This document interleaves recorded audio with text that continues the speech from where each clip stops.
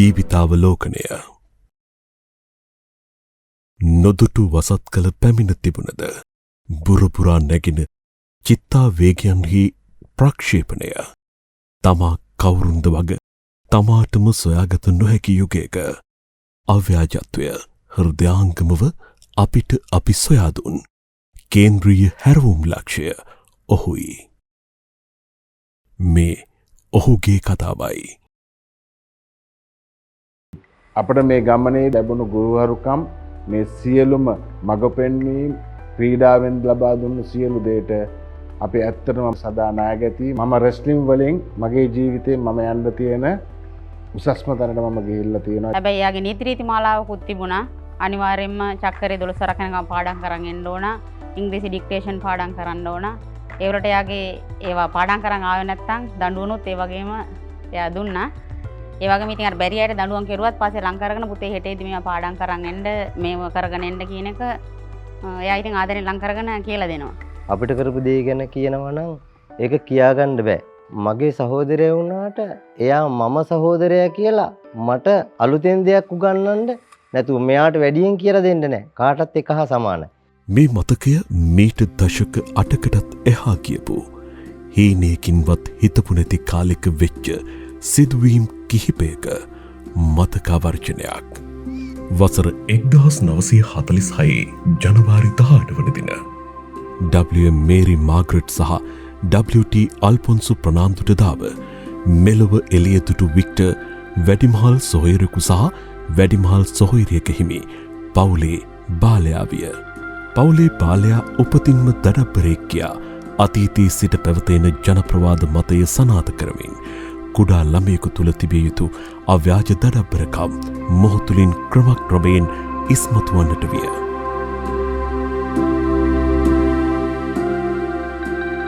සරලවම කිවහොත් එකඳු විනාඩියක්වත් නිකරුණේ ගත කිරීමට නොහැකි වූ මේ පුංචි කොළු ගැටයා නිකන් සිටින වෙලාවට ගෙදර එහා මෙහා දුවමින් හෝ කාලය ගත කරන්නට විය. ක්‍රමක්‍රමයෙන් පාසල් විය එළඹුණද මේ පුංචි කොළු ගැටයාගේ දඟකාරකම් දඩබ්බරකම්වලද කිසිදු අඩුවක් නොවිය. කටුනේරිය සදාසරණ මහා විද්‍යාලයෙන් මූලික අධ්‍යාපනය හදාරන මෙම කොළු ගැටයා සාමාන්‍ය පෙළ ලියන තෙක්ම තම අනසක පතුරුවමින් පන්තියේ සිටින කොළු ගැටයන්ට නායකත්වය දෙමින් කෙලිලොල් ජීවිතයක් ගත කිරීමට සමත් විය.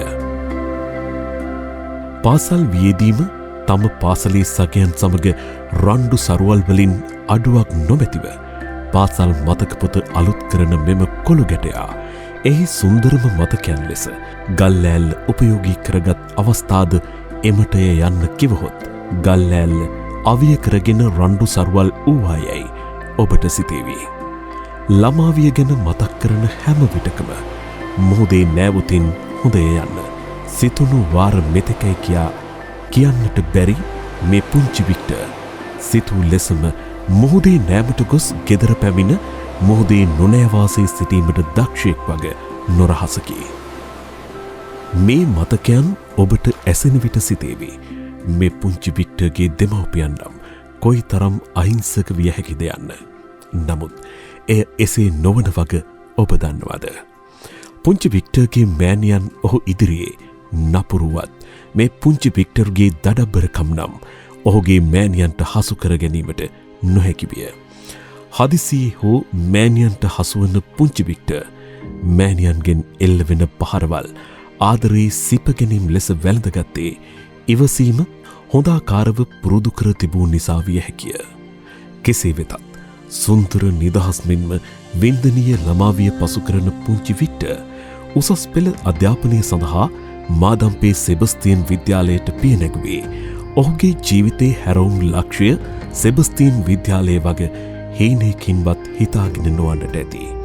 එම විද්‍යාලයේ ශාරීරික හා සෞඛ්‍ය අධ්‍යාපනයේ ගුරුතුමා ලෙස එනම් පීටි සර් විරුදාපලියලත් ජුලියස් මාස්ටර් මෙන්ම සෙබස්තියන් විද්‍යාලයත් මේ පුංචි වික්ටර් ලද මිල කළ නොහැකි ත්‍යාගයන් ලෙස මතක පොතට එක් කළ හැකිය.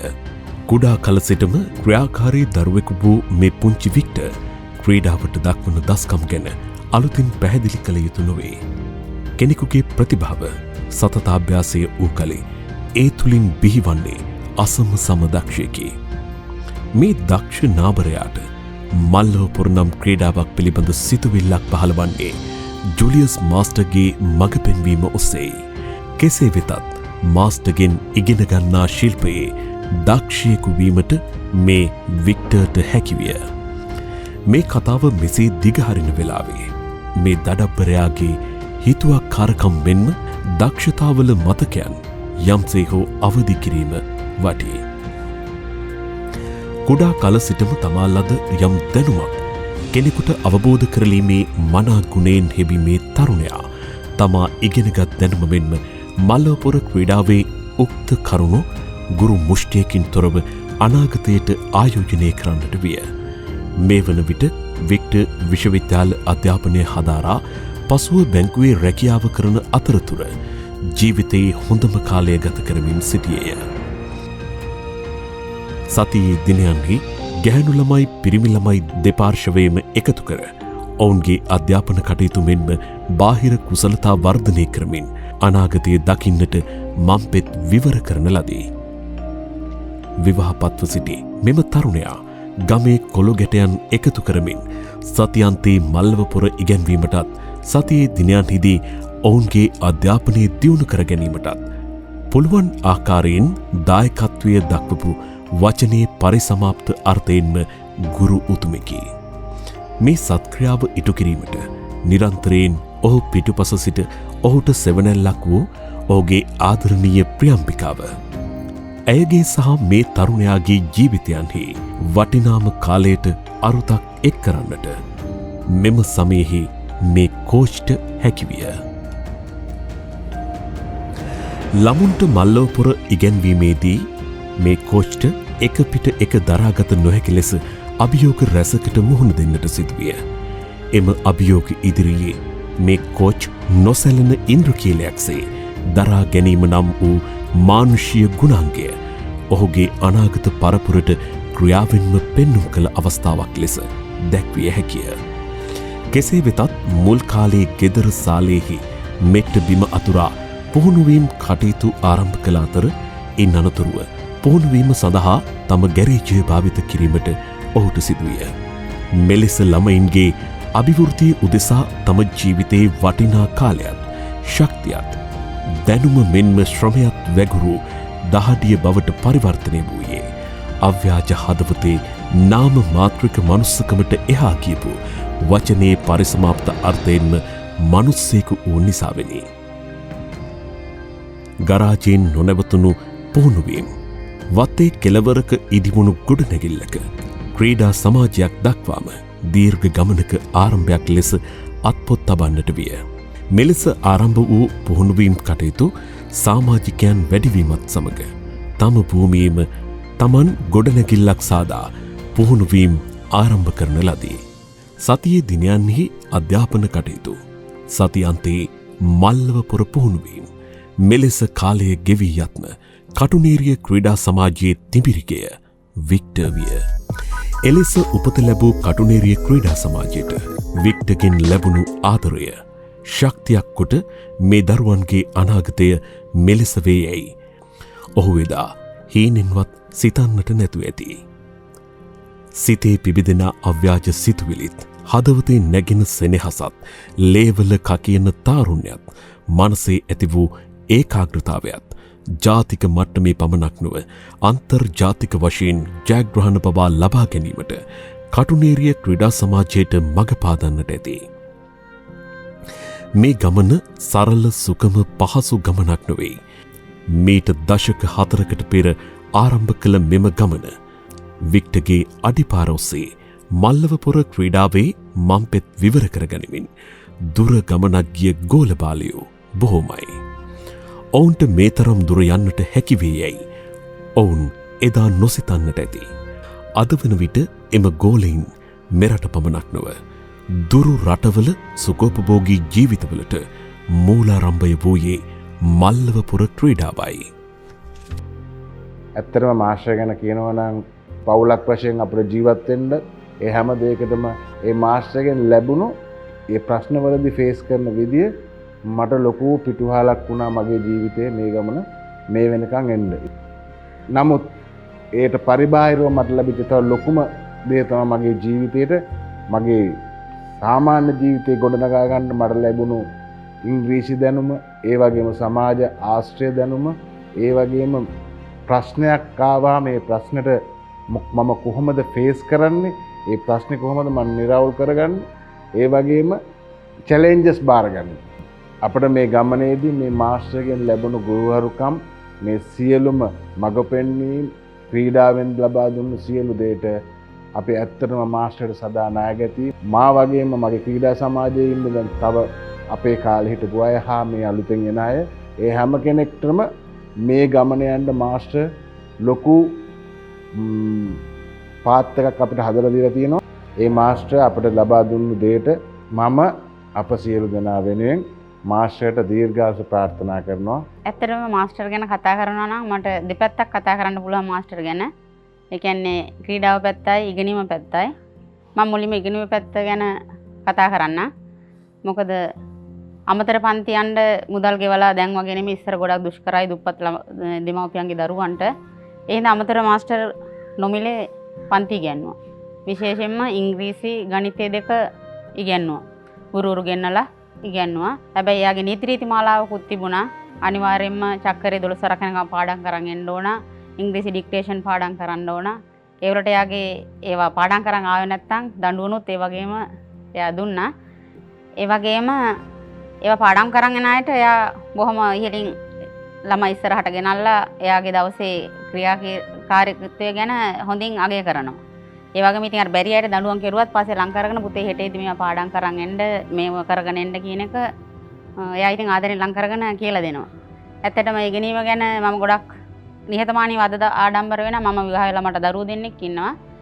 දුව දැන් රජයේ රස්සාවක් කරන්නේ පුතා කැම්පස් එකේ. ඉතින් ඒ අයගේ මුල් අඩිතාරම දාලා දෙන්න අධ්‍යාපනයේ මට මාස්ටර්ගෙන් ලැබුණු පන්නරේ ඇත්තටම උපකාරී වුණා. ඒ වගේම සතියේ හැම සිකුරාදාම ක්ලබ් එකට ක්‍රීඩා කරන්න ඉගෙන ගන්න හැම කෙනාටම කොළ කැඳ එකක් දෙනවා. එක එක්කෙනා ගෙවල් වලින් කොළ පොල්ලේ වරන් එනවා. ඒකට අපිට ගොඩක් උදව් වුණා මාස්ටර්ගේ වයිෆ්. එයා එක්ක එකතු වෙලා තමයි අපි ඉන්න ගැහණු ළමයි ටික එකතු වෙලා හොඳ කොළ කැඳ හැලියක් හදනවා. ඔක්කොටම සෑහීමටපත් වෙලා බීලා ඒක ඇඟටත් හොඳයිනේ. ඒ හින්දා ඉතින් වයිෆ් අපිට මාස්ටර්ගේ වයිෆ් ඒ වැඩවලට අපිට ගොඩක් උදව් කෙරුවා. ඇත්තටම මම ආඩම්බර වෙනවා ඔහුගෙන් ලැබුණේ පන්නරේ ගැන.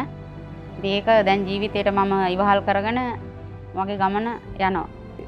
ජීවිත කතාව කියනවා නම් මාස්ටර් අපිට කරපු දේ ගැන කියනවා නම් ඒක කියාගන්න බෑ. ඒ තරම්ම ඒක කියන්න බැරි. ඒ කියන්නේ කියන්න විදියක් නෑ. ඒ තරම්ම එයාගේ තිබුණු ඒ දක්ෂකම, දරුවන්ට උගන්වන්න තිබිච්ච දක්ෂකම මං හිතන්නේ අපේ ලංකාවේ අපිට ඒ වගේ ලැබුණු හොඳම ගුරුවරයෙක්. ඒ වගේ ගුරුවරයෙක් මම දැකලා නැහැ. කියන්නේ දෙමව්පියෙක්වත් එච්චර කැපවීමෙන් කරන්නේ නැහැ.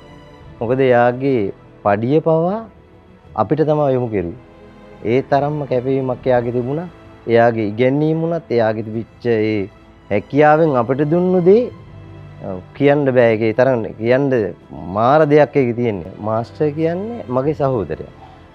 මගේ සහෝදරයා වුණාට එයා මම සහෝදරයා කියලා මට අලුතෙන් දෙයක් උගන්වන්න නැතුව මෙයාට වැඩියෙන් කියලා දෙන්න නැහැ. කාටත් එක හා සමානයි. يعني මම සහෝදරයා කියලා එහෙම නැහැ. ඊට පස්සේ එයාගේ පුතාටත් ඒකයි. පුතා වුණත් පුතා එයාට වැඩිය දක්ෂ ළමෙක් ඉන්නවනම් පුතාව පහුවට දාලා එයාව ඉදිරියට දාලා තමයි මීට් එකක් කෙරුවේ. ඒ වගේ කරපු කෙනෙක් තමයි මාස්ටර් කියන්නේ. ඒ වගේම මගේ ජීවිත කාලේ ඒ හිටපු ඒ වගේ අපි එක්ක උන්නු ක්‍රීඩකයෝ මාස්ටර් ගාවට එන්න නැතු හිටියනම් අද ඒ ක්‍රීඩකයන්ට ජීවිතයක් නැහැ. නමුත් හොඳ ජීවිතයක් ගත කරන්න හොඳ විදිහට විනය ඒවා දරා ගැනීමේ ශක්තිය ඒ හැම දෙයක්ම කියලා දුන්නේ මාස්ටර්. ඒ වගේම දක්ෂ ක්‍රීඩකයෝ බිහි කෙරුවෙත් මාස්ටර්. මම හිතන්නේ මාස්ටර් උගන්න ක්‍රීඩකයෙකුට ඒ කියන්නේ අපි ඒ කාලේ ඉන්නකොට මේ තරම් දියුණු නැහැ. මාර කට්ටක් දෙමව්පියෝ දරුවන්ව හදන්න දුක් විඳින්නේ. ඒ අතරේදී තමයි මාස්ටර් අපේ කට්ටිය මෙහෙම කැඳගෙන රෙස්ලින් කරන්න ගත්තේ. ඒ ළමයින්ට පවක්ලාට ප්‍රැක්ටිස් කරනකොට ක්‍රීඩා තරගයකට යන්න මේ කලිසන්නේ. ඒ කලිසම් පවා මාස්ටර් තමයි අරන් දෙන්නේ. ඒ වගේම යන අයට සල්ලි නැහැ. ඒතර වාහනයක් රෙන්ට් එකට ගන්න ඕන. ඒකද්දි ලොරියේ ගියේ. ඒ ලොරියට පවා මාස්ටර් සමා සල්ලි දෙන්නේ. ළමයෙක්ගෙන් සල්ලි ඉල්ලන්න තරම් සල්ලි නැහැ ළමයින්ට. ඉතින් ඒ එහෙමත් තියෙන කෙනෙක් කලාතුරකින් කෙනෙක් තමයි කීයකනේ රුපියල් 10ක් ගේන්න 20ක් ගේන්න කියලා කියන්නේ. එහෙම ගෙනල්ලා තමයි ළමයින් ওই තත්ත්වයට ගත්තේ. අද ඒ ළමයි හොඳ තැන්වල ඉන්නවා. ඒ වගේම තව දෙයක් තමයි මාස්ටර්ගේ දෙයක් තියෙනවා උගන්වනකොට උනත් මේ අපි දෙන්නේ ෆයිට් කරනකොට එයා කියන්න ඕන ඔයත් මේ ලකුණ ගන්න ඕන අනිත් එක්කෙනත් ඒ ලකුණ ගන්න ඕන. එහෙම කවදාකවත් ක්‍රීඩාව කරන්න බෑනේ. එයා ගන්නෙ කොහොමද ඒ ලකුණ? එයා නමුත් ගන්න ඕන. ඒ අනිවාර්යයෙන්ම නොගත්තු කෙනාට එයා දෙන්න ඕන දඬුවම දෙනවා. ඒ දඬුවම් දැන් ඉන්න ළමයි වින්දොත් එයාගෙන් ඉගෙන ගන්නෙත් නෑ. අපි එහෙම එයා නමුත් එයා ඒක දීපු ඒ අපිට දඬුවම් කරපු දේවල් ඒ වෙලාවේ තරහ වුණාට දැන් එයාට අපි වඳින්න ඕන. එයා කරපු දේවල් වල හැටි තමයි අපිත් අද මේ තත්ත්වෙ ඉන්නේ. කියන්නේ අඩුතරමේ අපේ පෞල් ජීවිතේ පවා සාර්ථකව ගෙනියන්න දරාගෙන ඉන්න දරාගැනීමේ ශක්තිය පවා ඒ මාස්ටර් කියලා දුන්නෙන් තමයි අපිට ඉදිරියට යන්න පුළුවන්. නැත්තම් අපි මේ වගේ හොඳ පෞල් ජීවිත ගත කරගෙන මේ ඉන්න ක්‍රීඩකයෝ හැම ක්‍රීඩකයෙක්ම හොඳ පෞල් ජීවිතයක් ගත කරනවා. ඒ වගේ මාස්ටර් කෙනෙක් නිසා. නමුත් අද ඒ වගේ කෙනෙක් නැහැ. නමුත් මේ මාස්ටර් ඉගෙනගත්තු දේ අපිට කවදාකවත් අමතක වෙන්නේ නැහැ. ඒක කවදාකවත් ඒ දේ ආය අපිටවත් පුරවන්න හම්බෙන්නේ නැහැ. ඒ තරම් මාස්ටර් ගමට සේවයක් කරා. මේ ගමේ මේ ගෙවල් හදලා තියෙන තැන තමයි පිට්ටනිය තිබුණේ. හැන්දෑවට හැමදාම හවසට ළමයි ඉන්නවා 300ක් විතර. ගෑනු පිරිමි ඕන කෙනෙක්ට. ඒ ගෑනු ළමයින්ට පවා එයා වෙනම ක්ලාස් එකක් කරනවා. නොමිලේ. ඒගොල්ලන්ගෙන් සල්ලි ගන්න. අද ඒ වගේ මාස්ටර් සල්ලි ගත්තා නම් මාස 3 කෝටිපතියි. මාස්ටර්ගේ ඒ දරුවෙකුට උනත් මාස්ටර් කියන්නේ එහෙම තමයි. මේ විදිහට කරන්න. ඔයා මෙයාට අයියේ කියලා කතා කරන්න. ඔයා මෙයාට මල්ලි කියලා කතා කරන්න. එහෙම උගන්වන මාස්ටර් කෙනෙක්. එයා ඒ තරම් හොඳ මාස්ටර් කෙනෙක්. එයාට මම ඒක නිසා අපේ සියලු දෙනාගේම අපිට උගන්වපු ඒ සියලු දෙනාගේ ආයුෂත් අරගෙන එයාට තව වැඩි කාලයක් ජීවත් වෙන්න ශක්තිය ධෛර්යය ලැබෙන්න කියලා මම ප්‍රාර්ථනා කරනවා. කායික ශක්තිය වගේම මානසික ශක්තියද මල්ලවපුර ක්‍රීඩාව තුළින් කෙනෙකුගේ ජීවිතය සුපෝෂණය කරද්දී අතුරු පල ලෙස ආර්ථික ශක්තියින් ඔස්සේ ජීවිත වෙනස් කිරීමේ හැකියාවක් ඇති වග අපි දැන සිටියාද. මේ කතාවේ එන කතානායකයා තමන්ගේ වැඩ තමන් විසින්ම කරගත් හුස්මකින්වත් අන් කෙනාට බරක් නොවූ ඇත්තකි. විටකදී විද්‍යුත් ක්‍රියාකරුවෙක් ලෙසද විටකදී වඩු කාර්මිකයෙකු ලෙසද සාමාන්‍ය මනුෂ්‍ය ජීවිතය තුළ තමාට අවශ්‍ය දේවල් තමා විසින්ම ඉටු කරගනිමින් සාර්ථක වූ ආකාරය අටුවා ටේකා ටිප්පනි වලින් තොරව දැක්විය හැකිය. කටුනේරිය ක්‍රීඩා සමාජයට ඔහු මවකි. එහි දරුවන්ට ඔහු පියකි, ගුරුවරයෙකි, විටක සහෘදයකි. නිමක් නැති අසම සම මැනිය නොහැකි, හුවා දැක්විය නොහැකි ඔබ කළ මෙහෙයකි. ඒ වෙනුවෙන් කෙසේ නම් ඔබට ගුරු පඬුරු පුදන්නද? ඔහු නමින් වර්ණකුල සූරිය තෝමගේ වික්ටර් එමැනුවල් ප්‍රනාන්දු. චිරංජීවතෝ වූ චිරංජීවතෝ ආයුරක්කන්තු ආවඩා.